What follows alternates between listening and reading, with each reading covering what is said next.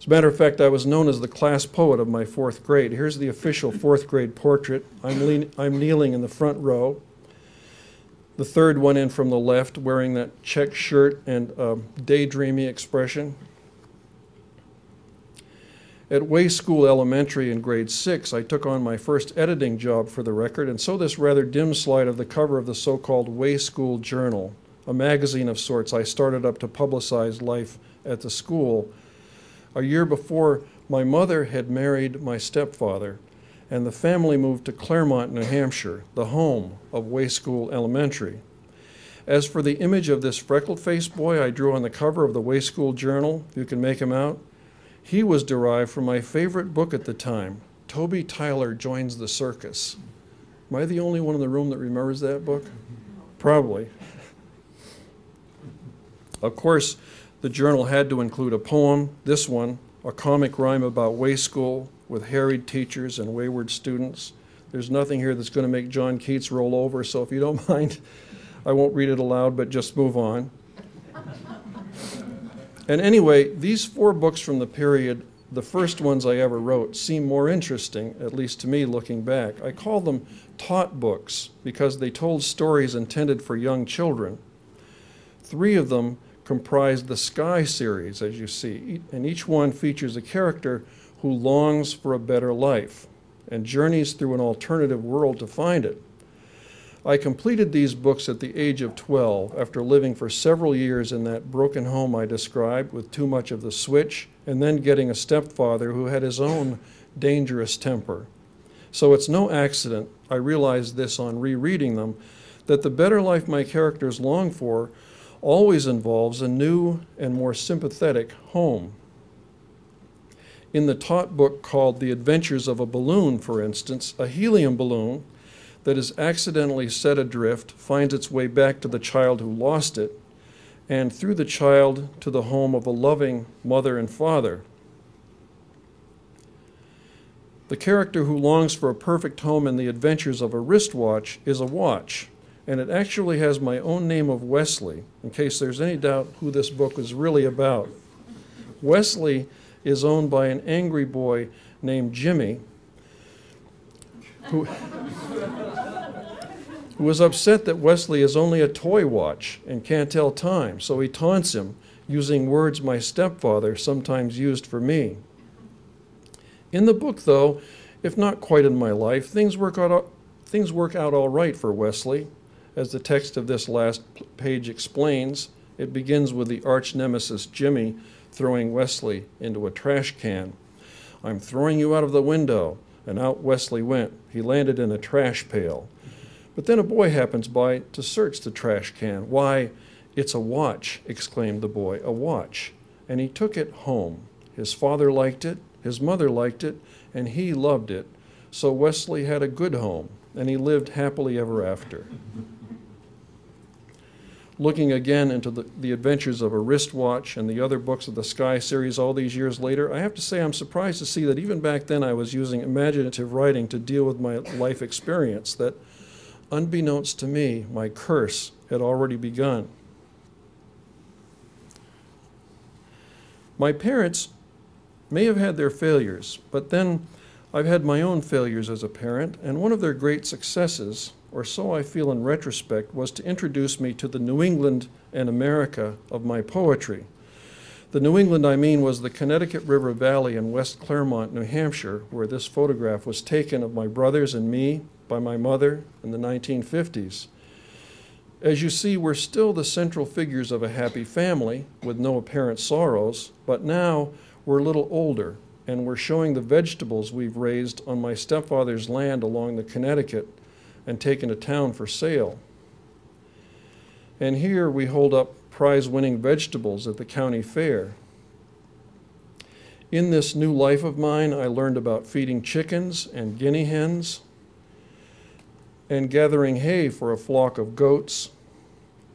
And I discovered the range of country people in the Connecticut River Valley who also raised goats. My brother John and I appear in the background of this photograph, if you can make us out, behind the main group at the right in dark shirts, me with my head down. Continuing with black and white for a minute, This is a snapshot from my mother's album of the house, the tar-papered house, all 5 of us and my stepsister lived in from the time I was in 7th grade until I was a senior in high school. I call it a house. Actually, it was a garage built by my stepfather for an attached house he planned to erect later on. And just behind it, a little blurry in this detail, is the cab of an old truck, the first in a series of backyard vehicles my stepfather bought cheap and tried to fix for farm work with makeshift parts.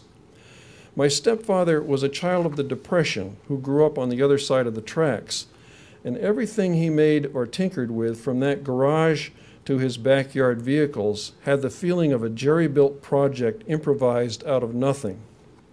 That includes our ranch-style house itself, which he built in bursts of activity while working in a machine shop over a period of 5 years, and which was unfinished even after we moved into it. Here he is behind the garage pouring his first cement for that house, my brothers and I behind him.